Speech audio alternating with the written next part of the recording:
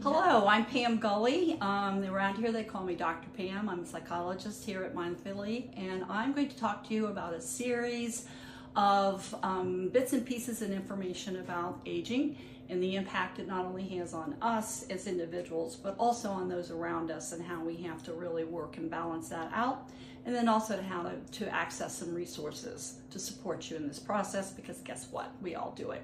So what we're talking about with aging is, I think, very interesting, and I've got an example for you. That'll take me a little bit to describe, but I think you'll get it here in a minute.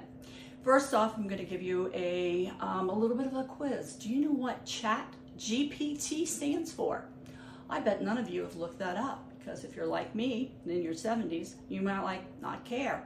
But it's hitting us and everybody is looking at it.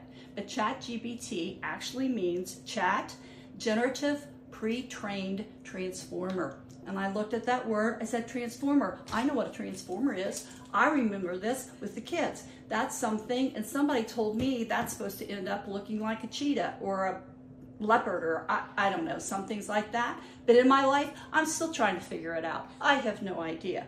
My life started with a transformer when I could take a plastic potato and make it a person. And the most exciting thing about my life journey is when this first came out, it was a male, and that's the only pieces you had. And the big deal with the toy makers is they ended up being able to make it a female. So we could have Mr. and Mrs. Potato Head. But again, they didn't acknowledge that not all women wanted to go into homemaking roles, because immediately they made tater tots. So they made a whole family. The mama potato was going to take care of the baby. Oh my gosh, what has happened in our world? But also, having been a person that grew up in the 50s, my first Mr. Potato Head was a potato.